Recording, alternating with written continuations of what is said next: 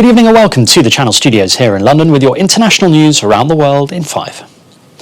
All of Hong Kong's pro-democracy lawmakers have resigned after 4 of their colleagues were disqualified from the local legislature. It comes after Beijing passed a resolution allowing the city's government to disqualify politicians deemed a threat to national security. Shortly afterwards, the opposition lawmakers said they would leave the city legislature in solidarity.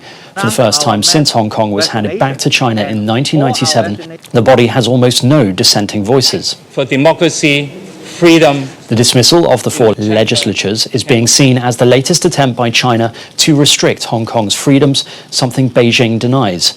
China introduced a controversial and far-reaching national security law in Hong Kong in late June, which criminalized secession, subversion and collusion with foreign forces.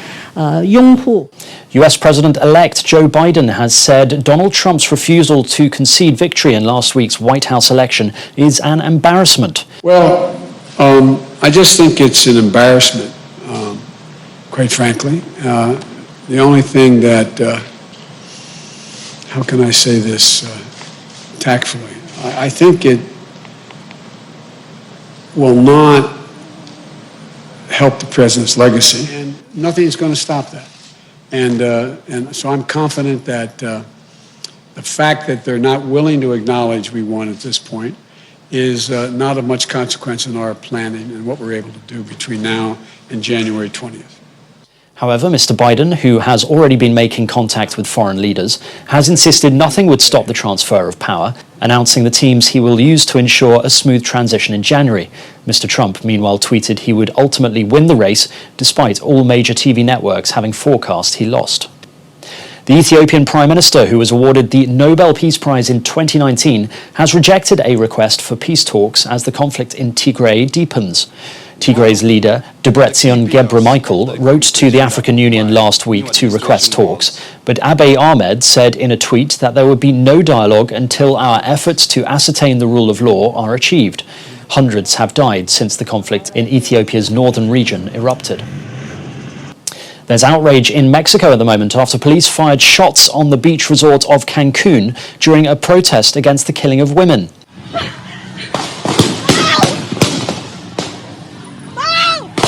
2 people were injured by bullets and 2 more protesters were also hurt in the chaos which ensued.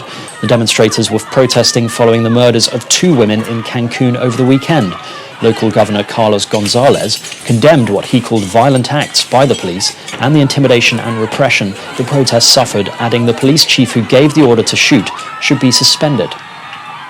Clashes have broken out again in the Peruvian capital Lima between security forces and protesters angry at the impeachment of President Martin Vizcarra. Riot police kept the demonstrators away from the Congress building using tear gas and jets of water.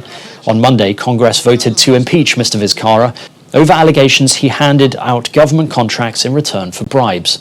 The unrest occurred as the Speaker of Congress, Manuel Merino, was being sworn in as the country's interim president.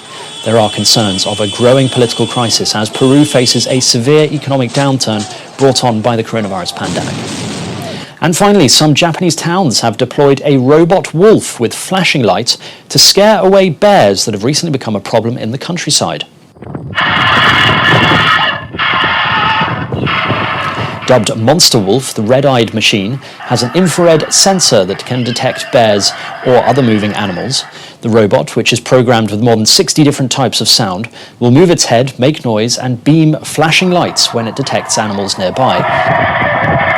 And it seems to be quite successful, as local officials in the city of Takekawa said they have not recorded any bear sightings since installing the Monster Wolf. And that's your international news around the world in 5. Now back to the Channel Studios in Lagos.